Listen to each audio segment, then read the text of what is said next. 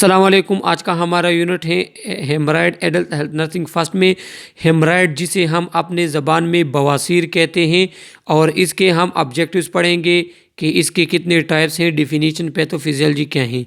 तो इसके ऑब्जेक्टिव्स पे आते हैं। ऑब्जेक्टिव्स हैं haemorrhoid, define haemorrhoid, describe pathophysiology of haemorrhoid, identify type of haemorrhoid, enlist sign and symptom, cause of hemorrhoid, explain medical diagnosis and treatment, discuss nursing diagnosis and nursing intervention for hemorrhoid. Hemorrhoid are painful swollen vein in the lower portion of rectum or anus। जब हमारे पास lower portion of एक्टम और anus में when जो है वो swollen हो जाए, वो रप्चर हो जाए, एक वूंड टाइप का बना ले, तो इसको हम कहते हैं हेमरॉयड बवासीर। Pathophysiology: hemorrhoid cushions are part of normal human anatomy and only become a pathological disease when they experience abnormal changes। कहते हैं कि हेमराइड कुशंस, हमारे पास हेमराइड कुशन टाइप होते हैं जो कि नॉर्मल एनाटमी का एक हिस्सा है, जो कि इंसान के बॉडी में रेक्टम या एनल में होते हैं, और वहाँ पे ये क्या काम करते हैं ये आगे हम पढ़ते हैं। और ये कब प्रॉब्लम, ये प्रॉब्लमेटिक तब होते हैं कि जब इसके में चेंजेस जो हैं, एबनॉर्मल चेंजेस आ जाती हैं। There are 3 cushions present in normal anal canal. Normal anal canal में इस हेमराइड के 3 कुशंस होते हैं। Cushion they are importance for continence, और ये जो है स्टूल पास करने में ये हेल्प देते हैं। Contributing to at rest 15 to 20% of anal closure pressure and act to protect the anal sphincter muscle during the passage of stool। Haemorrhoid cushion, हमारे पास 3 हेमराइड कुशंस हैं जो कि एनल केनाल में होते हैं, और इनका काम ये, हमारे पास पहला काम तो है ये एनल स्टूल पास करने में हेल्प देते हैं। दूसरा, हमारे पास 15 to 20% ऑफ एनल क्लोजर जो है वो इन्हीं हेमराइड कुशंस की वजह से होता है। और तीसरा काम इनका क्या है कि ये हमारे पास जब स्टूल पास होता है तो ये anal sphincter, anal muscle sphincter की प्रोटेक्शन करते हैं जब ये हमारे पास नॉर्मल होते हैं हेमराइड कुशन। काजिज, हेमराइड कब बनते हैं कि जब इसके स्ट्रक्चर में चेंजेस आ जाए। अब इसके काजिज क्या हैं? स्ट्रेनिंग ड्यूरिंग बाउल मूवमेंट, अगर किसी को सीवियर कंस्टिपेशन है और वो स्टूल पास करते हुए वो प्रेशर स्ट्रेन प्रोड्यूस करता है, प्रेशर करते हैं, तो उसमें क्या होते हैं, उसमें उसकी जो हेमराइड कुशन है वो रप्चर हो जाते हैं। वेन्स जो हैं, ब्लड वेसल जो है वो रप्चर हो जाते हैं और पर्सन को हेमराइड बवासीर हो जाता है। दूसरा काज इसका है कंस्टिपेशन। कंस्टिपेशन में भी यही होते हैं कि स्टूल जो उस पैसेज जो है उसका नॉर्मल नहीं होता, तो उस वजह से आपके मस्कुलर एनल स्फिंक्टर और हेमराइड को कुशंस को जो है प्रॉब्लम होती है। Sitting for long period of time, अगर किसी का लाइफ टाइम सेडेंट्री है, वो ज़्यादा टाइम के लिए बैठा रहता है, तो उसको भी हेमराइड हो सकते हैं। एनल इन्फेक्शन, अगर एनल इन्फेक्शन है किसी को, तो उस वजह से वो इन्फेक्शन हेमराइड कुशन की तरफ जाता है, और वहाँ पे जो है वेन्स उनकी ब्रेकअप हो जाती हैं, मीन्स वो ब्रेक हो जाते हैं और रप्चर हो जाते हैं, और वो बवासीर, हेमराइड, ब्लीडिंग का शक्ल इख्तियार कर लेते हैं। प्रेगनेंसी भी एक काज है हेमराइड का। क्यों? एक तो प्रेगनेंसी में कंस्टिपेशन होता है, तो कंस्टिपेशन जो है वो अल्टीमेटली काज करता है आपके पास हेमराइड। और दूसरी बात कि जब प्रेगनेंसी 3rd ट्राइमेस्टर में पहुंच जाती है, तो वहाँ पे यूट्रस जो है वो प्रेशर अप्लाई करता है, जिसकी वजह से आपके ब्लड वेसल जो है, वेन जो है, उसके रप्चर होने का ख़तरा होता है और हेमराइड काज हो सकता है। Certain disease such as liver cirrhosis में आपके पास जो है हेमराइड हो सकती है। ओबेसिटी में भी यही होते हैं कि आपके पास जो ओबेस पर्सन है, वहाँ पे ब्लड वेसल्स पे जो है वो कंस्ट्रिक्ट हो जाते हैं, उस पर प्रेशर पड़ता है, तो हेमराइड काज होता है। जेनेटिक्स, कभी कभार ये जेनेटिक्स होता है, हेरिडिटी होता है कि अगर पेरेंट्स में हो तो बच्चों में भी इस तरह के हेमराइड होते हैं। और लो फाइबर डाइट, वो डाइट जिसमें फाइबर कम हो, तो जिस डाइट में फाइबर कम होते हैं वो हमारे पास कंस्टिपेशन काज करते हैं, और कंस्टिपेशन जो है वो हमारे पास काज है हेमराइड का। अब हेमराइड के 2 टाइप्स हैं, आपको फिगर में भी नज़र आ रहा होगा। There are two types of hemorrhoid. Internal hemorrhoid occur just inside the anus at the beginning of rectum. Internal haemorrhoid जो है वो inside of the rectum anus होता है और जब जहाँ से बिगिनिंग होती है उसके बिल्कुल नज़दीक, तो इंटरनल हेमराइड यहाँ पे होते हैं और एक्सटर्नल हेमराइड हमारे पास जो है वो कहाँ पे होते हैं, occur at the anal opening and may hang outside the anus. और ये एनल ओपनिंग पे, बिल्कुल एनल ओपनिंग पे होता है और बाहर की तरफ से हैंगिंग फॉर्म में होते हैं, जो आप फिजिकल एग्जामिनेशन में आपको नज़र आ सकता है। साइन एंड सिम्टम इसके क्या होंगे, एनल इचिंग होगी, क्योंकि अगर ये एम्ब्राइड तो एनल में होता है तो वहाँ पे एनल इचिंग होगी। रेक्टल पेन आपको होगा, क्योंकि ये इन्फेक्शन है, रप्चर हो चुका है, तो ये आपको एनल पेन भी, रेक्टल पेन भी होगा। One or more harder tender lump near the anus, यहाँ पे आप देख सकते हैं कि एनस में आपके पास जो है टेंडर लम्प्स होंगे, उबले हुए होंगे, मांस होगा बाहर की तरफ जिसको टच करने से पेन प्रोड्यूस होगा। और ब्लीडिंग होती है, क्योंकि ये हमारे पास वास्कुलर सिस्टम में रप्चर, वेसल्स वेन की रप्चर हो चुकी है, तो इसकी वजह से आपको ब्लीडिंग भी होती है। इसके डायग्नोसिस, पहला डायग्नोसिस इसका हमारे पास है विजुअल एग्जामिनेशन। पहले तो हम इसे विजुअल एग्जामिनेशन, अगर एक्सटर्नल हेमराइड है तो इसको विजुअल एग्जामिनेशन होती है, एनोस्कोपी होती है, थ्रू स्कोप आप एनल में देखते हैं कि हेमराइड इंटरनल हेमराइड है या नहीं है। एंडोस्कोपिक इमेज भी लिया जा सकता है। एंडोस्कोपिक के हमारे पास थ्रू रेक्टल जो है एक कैमरा इंसर्ट किया जाता है और इंटरनल आपको पिक्चर मिल जाता है, तो तब आपको पता चलता है कि हेमराइड है या नहीं है। और फोर्थ वन जो है वो सिग्माइडोस्कोपी, सिग्माइड हमारे पास पोर्शन है लार्ज इंटेस्टाइन का, तो थ्रू लार्ज इंटेस्टाइन एंडोस्कोप के ज़रिए जो है आपको पता चल जाता है कि हाँ इंटरनल वो हमारे पास हेमराइड है या नहीं है।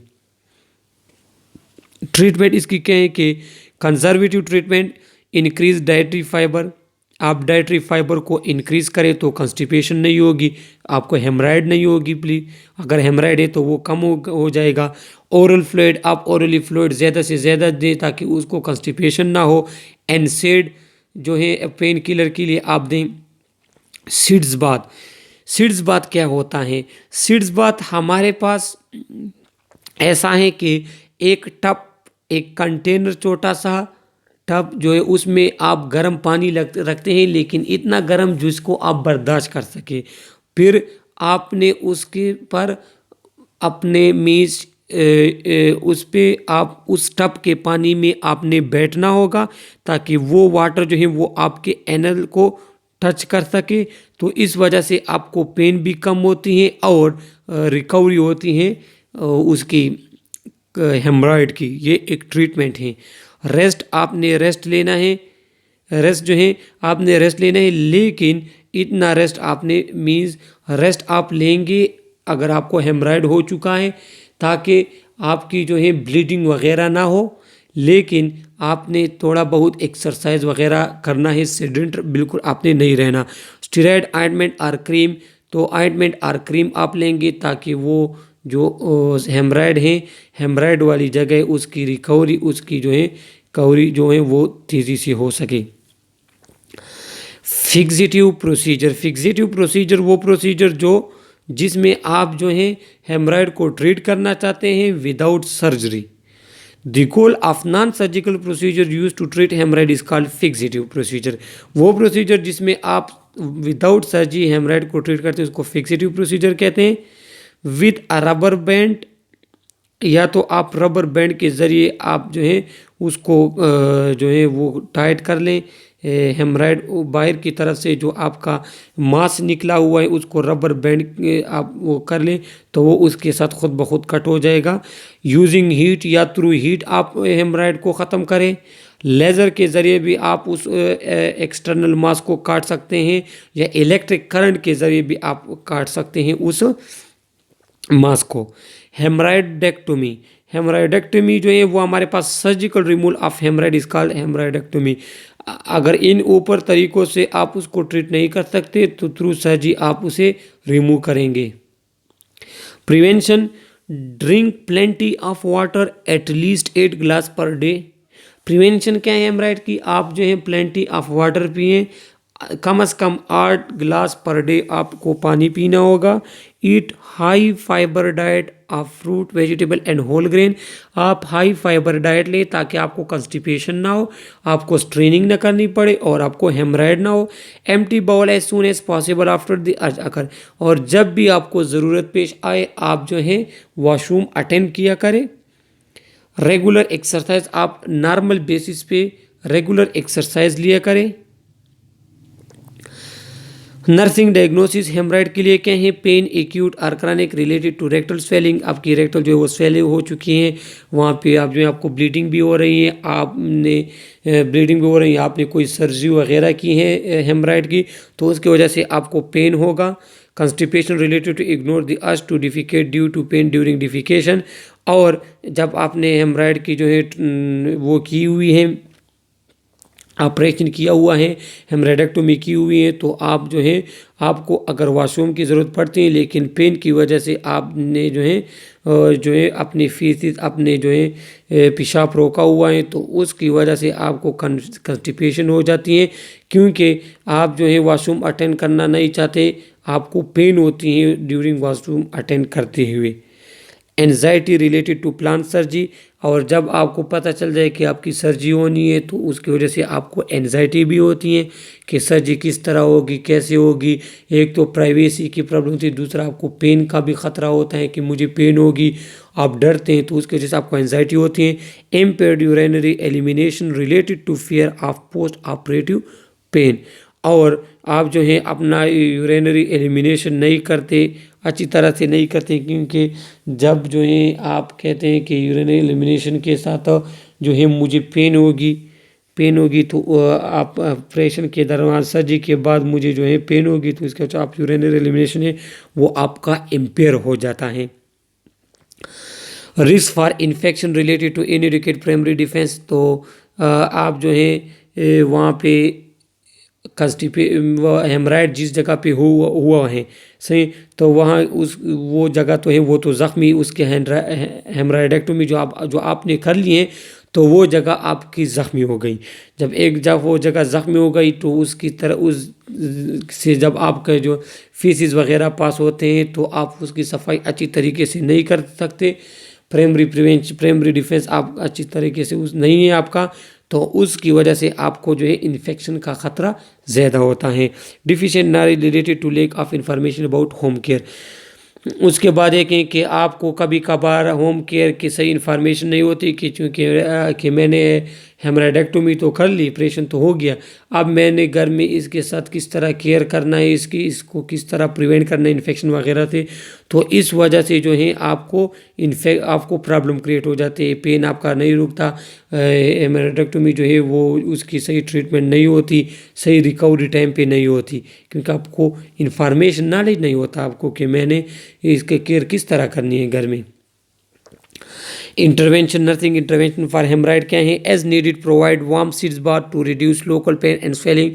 सीड्स बाथ का मैंने आपको कह दिया है कि ये पानी का छोटा सा टब होता है जिसमें आप गर्म पानी रखते हैं, उतना गर्म जितना आप बर्दाश्त कर सकते हैं, और उस पर फिर आप बियर एनल बैठते हैं, मीन्स इस तरह उसके ऊपर बैठते हैं कि वो पानी है वो आपको एनस वगैरह को टच करे, तो उसकी वजह से आपका लोकल पेन जो वो भी रिड्यूस हो जाते हैं, स्वेलिंग भी कम होती है उससे।